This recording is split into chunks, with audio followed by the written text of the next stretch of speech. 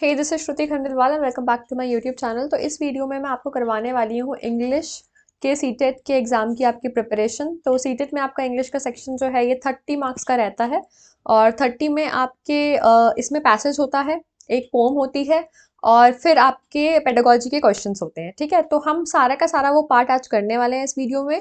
ठीक है, तो जल्दी जल्दी सब चीज़ें कवर करेंगे हम सो दैट आप टाइमली अपनी प्रिपरेशन कंप्लीट कर सकें। तो यहाँ पर ये आपका पैसेज दे रखा है। ठीक है, पैसेज को एक बार आप लोग पढ़ लीजिए, उसके बाद मैं आपको इसका ओवरव्यू पूरा मतलब एक आइडिया दे दूंगी सम अप करके, और उसके बाद हम क्वेश्चंस करेंगे। ठीक है, तो मैं थोड़ा नीचे नीचे कर रही हूँ, आप पॉज करते करते पढ़ लीजिएगा।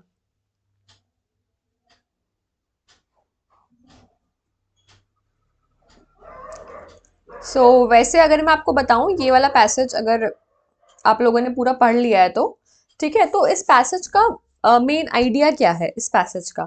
तो इस पैसेज का जो मेन आइडिया है ना, ये उस चीज के ऊपर दे रखा है कि कैसे जो रिवर्स के पास वाले जो फॉरेस्ट हैं उन पे कैसे एक्टिविटीज चलाई जा रही है, डेवलपमेंटल एक्टिविटीज चलाई जा रही है। जैसे कि फर्स्ट जगह पे आपको देखा कि कैसे यहाँ पे कमर्शियल एक्टिविटीज के चलते फॉरेस्ट लैंड वो लिए जा रहे हैं, है ना। तो मतलब फॉरेस्ट को हटा करके वहां पे आपका कुछ भी बनाया जा रहा है, पावर डिस्ट्रीब्यूशन लाइंस हो गया, माइनिंग के लिए ले रहे हैं, डैम्स हो गए आपके, या फिर कुछ भी हो गया, है ना।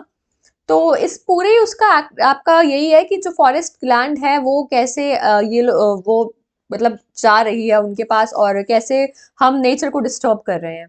तो अब क्वेश्चन पे आते हैं। तो आपको यहाँ पे बताया the writer's main purpose in the report is to describe. अब राइटर यहाँ पे क्या डिस्क्राइब कर रहा है, उसका मेन पर्पस क्या है इसको डिस्क्राइब करने का।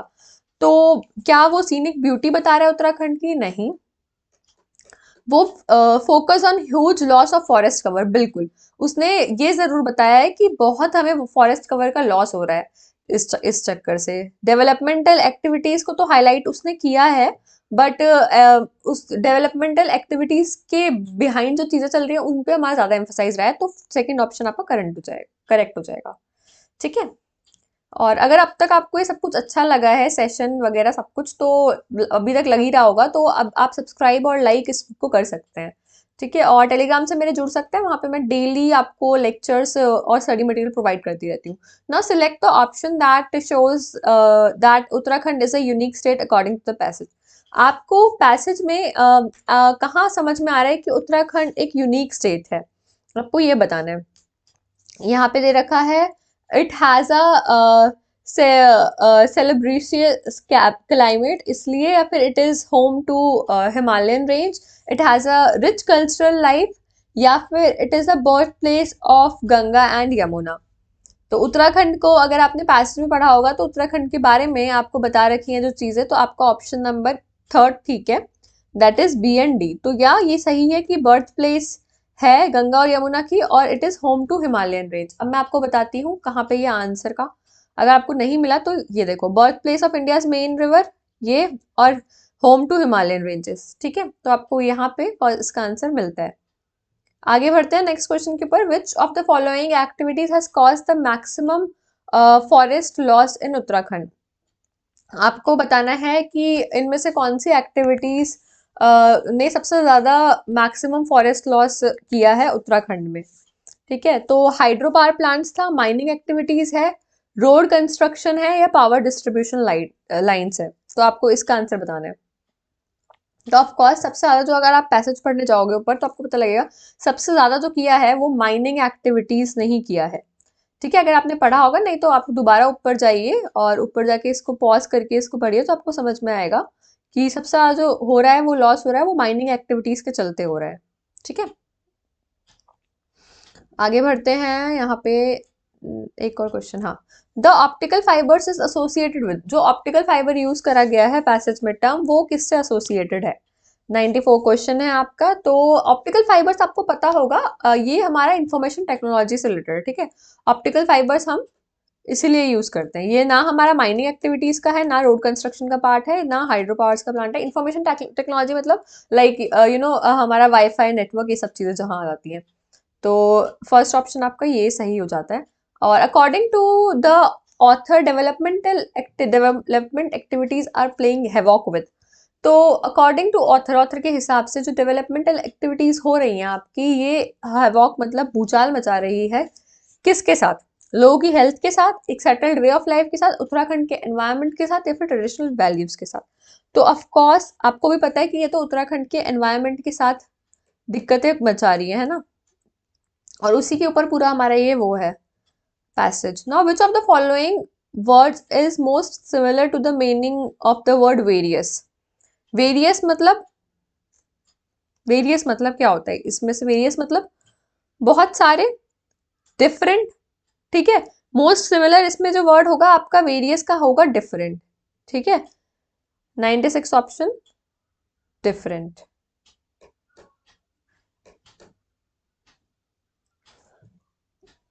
Now which of the following words is opposite in meaning to the word alarming? Alarming का अपोजिट क्या है?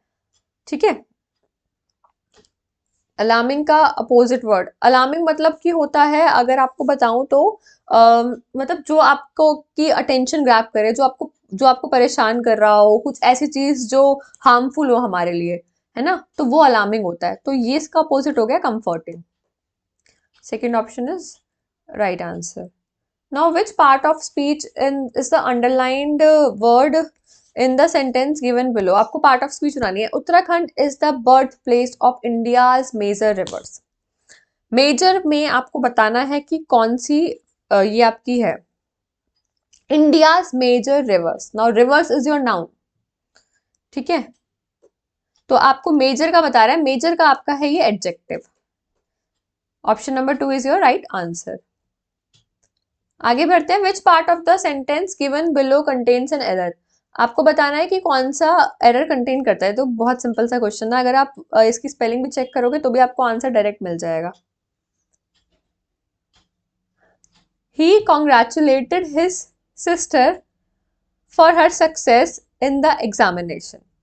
ठीक है, तो यहाँ पे आपका ऑप्शन आपको दे रखे हैं DACB।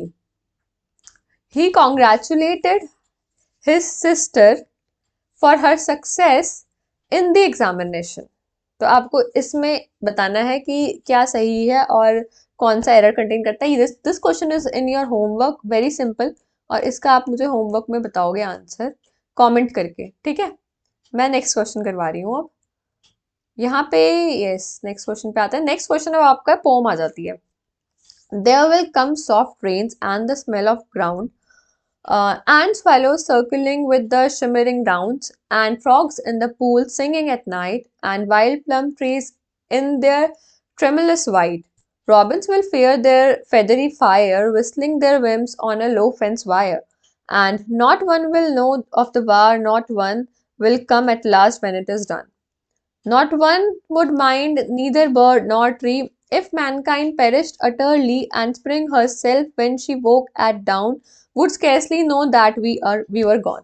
तो यार यहाँ पे जो पूरा ये पोम है ना आपकी, ये किस पे है? यहाँ पे नेचर की बात कर रखी है, बारिश होती है, बर्फ भी पड़ती है, सब चीजें अपने टाइम के हिसाब से चलती हैं, ठीक है। और उसके बाद वॉर की बात करी है कि जो इंसान है वो लड़ाइयों में लगे रहते हैं, वॉर में लगे रहते हैं, तो नेचर को फर्क नहीं पड़ता हम लोगों के वॉर से, ठीक है। तो यहाँ पे लिख रखा है कि no one would mind, neither bird not tree, ना बर्ड्स एनिमल्स को कुछ फर्क पड़ेगा, ना ट्रीज को जो इंसानों के वॉर चल रहे हैं उससे। वो अपने अपने टाइम टेबल के अकॉर्डिंग चलते रहेंगे और उनकी तो लाइफ वैसे ही चलती रहेगी, ठीक है। नेचर उतना ही ब्यूटीफुल रहेगा। तो यहाँ पे मतलब वैसे ही बता रखा है। सो जो नेचुरल वर्ड जो डिस्क्राइब किया है पोएम में, engaged a bitter struggle for survival, totally indifferent to human concern, basking in the glory of its surrounding, described as cold and blind। तो कोल्ड एंड ब्लाइंड नहीं डिस्क्राइब किया है उससे, मतलब इसको ये मत समझना कि नेचर को कोई फर्क नहीं पड़ रहा तो वो भाई ऐसा है, तो नहीं, वो टोटली इंडिफरेंट है, मतलब टू ह्यूमन कंसर्न, मतलब वहां फर्क नहीं पड़ रहा है कि क्या चल रहा है ह्यूमंस के साथ और वॉर वगैरह का, क्योंकि वो तो हमने खुद ही क्रिएट करा है अपने लिए। Now the word it in the line when it is done refers to, when it is done, यहाँ पे देखो क्या लिख रखा है, when it is done, and not one will know of the war, किसी एक को भी पता नहीं लगेगा वॉर के बारे में। not one will come at last when it is done, कोई आखिरी में आएगा भी नहीं जब वो हो जाएगा। तो यहाँ पे when it is done हम किसकी बात कर रहे हैं? आपको भी पता है इसका आंसर बहुत सिंपल है, हम वॉर की बात कर रहे हैं, है ना, जब वॉर खत्म हो जाएगा तो कोई आएगा भी नहीं एंड पे, ठीक है।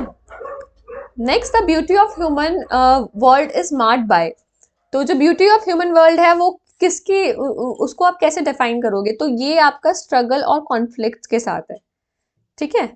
स्ट्रगल कॉन्फ्लिक्ट्स, अगर आप खुद देखो यार, मतलब कि नेचर इतना ब्यूटीफुल है बट स्टिल हम लोग, अब यूक्रेन रशिया का देख लो, पार के लिए हम बस लड़ रहे हैं और इसमें नुकसान तो हमारा ही हो रहा है। एज एन सोल्जर की बात करें हम तो यार, जो सोल्जर है उसके लिए तो मतलब जिन जो सोल्जर आपस में लड़ रहे हैं उनका तो एक दूसरे से कोई पर्सनली दुश्मनी है नहीं, है ना, बट स्टिल फॉर जिस जिस कंट्री को हम रिप्रेजेंट कर रहे हैं हम उसके बिहाफ पे लड़ रहे होते हैं, है ना। तो मतलब अगर हम पीस, सब लोग ही पीस मान ले तो कितना सही हो जाए, बट वही है ना कि यहाँ पे लोग पीस से काम भी तो नहीं चलता।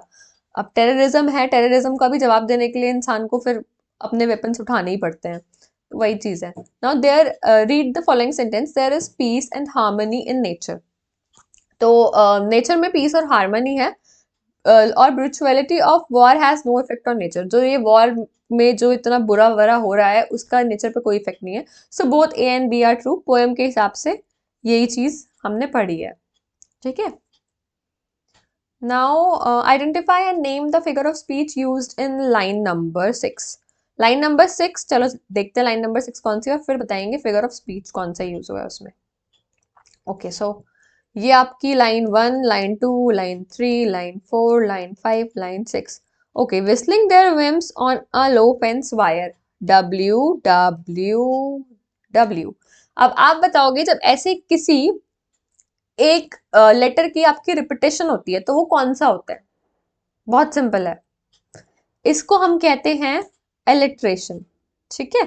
जब आपका कोई एक लेटर बार बार रिपीट होता है तो आपका आंसर हो जाता है यहाँ पे एलिट्रेशन। ओके, नेक्स्ट क्वेश्चन पे हम आगे बढ़ते हैं। yes, your question is, which figure of speech has been used in the following lines, and Spring herself when she worked on would scarcely know that we were gone।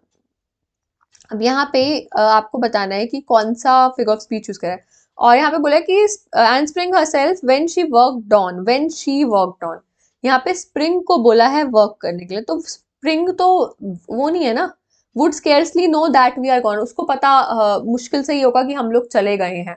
So spring, आपको लग रहा है ये human activities की बात करें ना, मतलब ऐसी चीजें जो हम स्प्रिंग को बोल रहे हैं ये तो हम ह्यूमन से एक्सपेक्ट करते हैं, तो इसको हम एज अ पर्सन ट्रीट कर रहे हैं, है ना, तो ये आपका पर्सोनिफिकेशन हो गया है, ठीक है। तो यहाँ पे आपका ये हो जाता है पर्सोनिफिकेशन, क्योंकि स्प्रिंग तो नॉन लिविंग है, स्प्रिंग थोड़ा ना ये मतलब वर्क करेगी और करेगी ऐसा कुछ। सो या ये क्वेश्चन आपके रिपीट हुए हैं दोबारा से, वही पोम वाले, तो हम इनको करके अब पेडागोजी पे आगे बढ़ते हैं। देखो अब हमने पैसेज कर लिया है, पोम कर लिया है, अब बहुत इजी था ना, मतलब इतना कोई मुश्किल चीज नहीं है कि आपके यार पैसेज में दिक्कत हो जाएगी, पोम में दिक्कत हो रही है, सिंपल आता है, समझ में आ गया ना। तो बस प्रैक्टिस की जरूरत है आपको, अगर आप प्रैक्टिस करते रहोगे, मेरे साथ साथ लगे रहोगे तो कोई दिक्कत की बात नहीं है, पेपर आराम से हो जाएगा। और मैं आपको यही सजेस्ट करूंगी कि जैसे जैसे मैं करवाती हूँ आप भी ये कोशिश करो कि पॉज करके खुद गेस करो कि आंसर क्या होगा, उसके बाद फिर दोबारा से रिज्यूम करो और देखो कि आपने जो बोला वो सही था या नहीं, और फिर जो भी आपका स्कोर बन रहा है 30 में से लास्ट में वो कमेंट कर दो, तो सो दैट आपको भी एक एहसास रहेगा कि हमारा आज कितना स्कोर बना था इस पेपर में, ठीक है। और मुझे भी एहसास रहेगा कि आप लोगों में से किसकी प्रोग्रेस चल रही है और मैं थोड़ा ध्यान रख पाऊंगी। Now according to Chomsky, set of rules in the mind of humans is known as, Chomsky के हिसाब से set of rules in the mind of human, जो बच्चों के दिमाग में जो रूल्स होते हैं उसको हम क्या कहते हैं, जो सेट ऑफ रूल्स बने हुए होते हैं, ठीक है। Again a very simple question, Chomsky ने यूनिवर्सल ग्रामर की बात करी अगर आपको पता हो तो, है ना, तो ये होती है आपकी यूनिवर्सल ग्रामर। अगेन रिपीट हुआ ये, language is a social concept that includes the idea that language is, language is a social concept, इसके हिसाब से लैंग्वेज क्या है, language acquired through social interaction, inherited होती है, लर्न थ्रू कंडीशनिंग, या इनेट कैपेसिटी।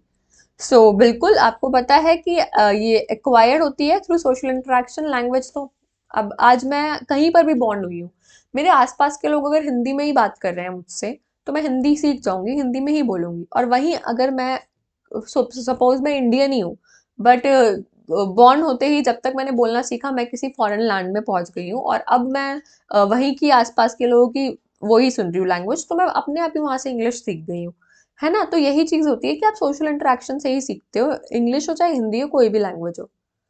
नेक्स्ट क्वेश्चन पे आते हैं, which of the following is not related to the behaviourist theory of language acquisition. इनमें से कौन सी रिलेटेड नहीं है behaviourist theory of language acquisition की? ठीक है, so operant conditioning, empty vessel, trial and error and social interaction. Now this is a little bit tricky question आपके लिए, बट देखो बिहेवियरिस्ट थ्योरी में हमने सोशल इंटरेक्शन की बात नहीं करी है, ठीक है। So your answer is fourth. बाकी इसकी हमने ऑपरेट कंडीशनिंग की बात करी है, एम्प्टी वेसल की करी है, ट्रायल एंड एरर की करी है, बट हमने सोशल इंटरेक्शन नहीं यूज किया इसमें बिहेवियर में। तो this is your correct answer. Now, cognitive theory of language development supports that language is innate capacity of an individual, learned through reward and punishment, learned through interaction within the society, dependent on child's understanding of the concept without before verbalizing it. तो जो cognitive theory होती है language development की, वो क्या support करती है कि लैंग्वेज क्या है? आपको बताना है इसका answer. Again very simple question, कोई बहुत टफ क्वेश्चन नहीं है। जो कॉग्निटिव थ्योरी होती है ना बच्चों, कॉग्निटिव थ्योरी जो है होती है वो डिपेंडेंट होती है चाइल्ड की अंडरस्टैंडिंग में किसी कॉन्सेप्ट को लेकर के बिफोर वर्बलाइजिंग इट।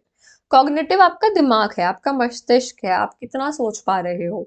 तो आपका फोर्थ ऑप्शन सही हो जाता है क्योंकि हम कॉग्निटिव थ्योरी की बात कर रहे हैं यहाँ पे। Now which of the following are not related to emergent literacy? Emergent literacy से रिलेटेड इनमें से कौन सा नहीं है, आपको मुझे ये बताना है। Understanding the print carrying meaning, बिल्कुल ये है, ठीक है, कि क्या मतलब है उसका। फोनोलॉजिकल अवेयरनेस भी इमर्जेंट लिटरेसी से है, बेसिक अल्फाबेट नॉलेज भी है। नोट मेकिंग इमर्जेंट लिटरेसी से नहीं है रिलेटेड, ठीक है। सो आपसे नॉट पूछा है, you will go with answer 4, ठीक है। Now which of the following statement is a strategy for developing reading skills? आपको रीडिंग स्किल्स डेवलप करने हैं तो कौन सी स्ट्रैटेजी यूज करेंगे हम? Developing reading corners in the class help in developing reading skills, making children sit in pairs and asking them to discuss about their likes and dislikes. आपके हिसाब से कौन सा आंसर सही होगा, आप मुझे ये बताओ।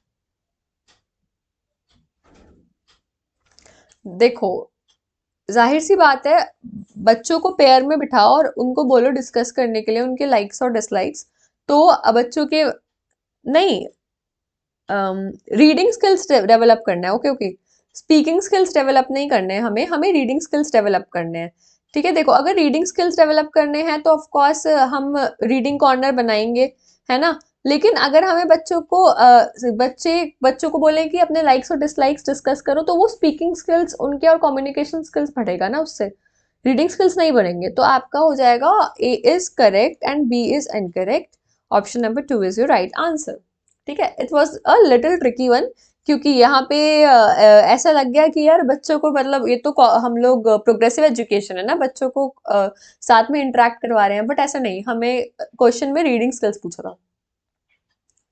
Now incidental vocabulary learning takes place when children acquire vocabulary through. incidental vocabulary learning कब होती है? जब बच्चे acquire करते हैं vocabulary, कैसे? listening to books read aloud to them, या teaching word learning strategy in isolation, या teaching specific words for understanding of text containing the words, making them learn meaning of new words selected by teacher. तो यहाँ पे listening to books read aloud to them, देखो आपका यहाँ पे ना answer key के हिसाब से फर्स्ट ऑप्शन टिक कर रखा है ये, बट इंसिडेंटल वोकैबुलरी का मेरे हिसाब से ये आंसर ठीक नहीं है। आंसर की में ये, इसलिए मैं यहाँ पे टिक कर रही हूँ। मेरे हिसाब से इसका इंसिडेंटल वोकैबुलरी का आंसर फर्स्ट तो नहीं होना चाहिए। आप मुझे बताओ कमेंट करके कि आपको क्या लग रहा है कौन सा होना चाहिए, ठीक है। और आगे बढ़ते हैं अब हम। Audience and purpose of writing are identified during dash stage in the process of writing approach.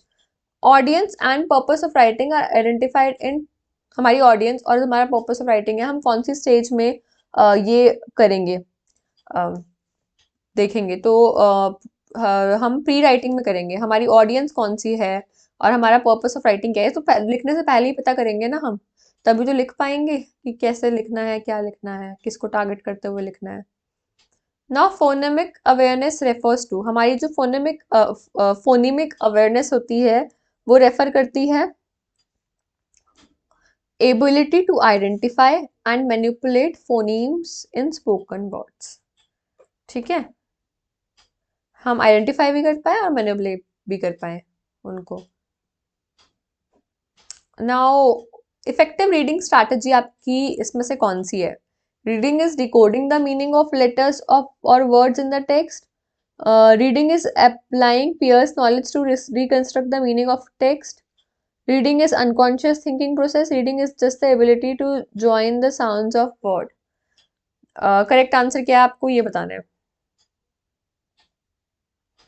Again आपका इसमें first option is correct answer. Reading जो है उसका मतलब है decoding the meaning of letters और words in the text and ये है। अब आपको इसमें आंसर ठीक ना ये भी लग सकता है कि reading is applying prior knowledge to reconstruct the meaning of text. मुझे ये ऑप्शन भी ठीक लग रहा है but according to your answer key first option दे रखा है, so I just this is the reason मैं फर्स्ट ऑप्शन को आपका टिक कर रही हूँ। और आगे बढ़ते हैं हम लोग। In a good dash all sentences work together to support the main idea. In a good क्या, पैराग्राफ, ड्राफ्ट, पैराफ्रेज, क्या होना चाहिए आपका यहाँ पे आंसर?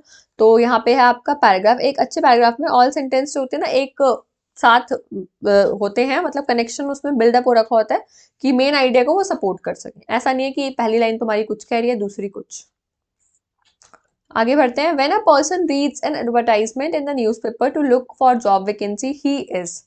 जब एक, देखो दो होते हैं, एक चीज को पढ़ने के दो तरीके होते हैं, एक तो स्किमिंग, एक स्कैनिंग। ठीक है, एक होता है कि आप एकदम अच्छे से घुस करके हर एक चीज पढ़ रहे हो बारीकी से कुछ ढूंढने के लिए, और एक आप ओवरव्यू ले रहे हो बस जस्ट ऐसे ही।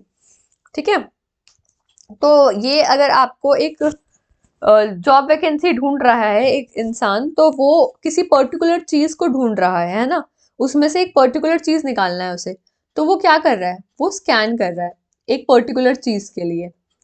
ठीक है, तो first option is your right. और एक होता है कि हमने एक पूरा ओवरव्यू है उसका हमें जस्ट निकालना है बस एक थोड़ा सा, तो हम तब वो करते हैं, स्किम करते हैं, just to skim the text. ठीक है, now which of the following is true for language learning. इसमें से लैंग्वेज लर्निंग के लिए सही क्या है? Language learning happens through reading of language text book only. Learning accelerates in print rich environment. Language learning is not required for learning of science and mathematics.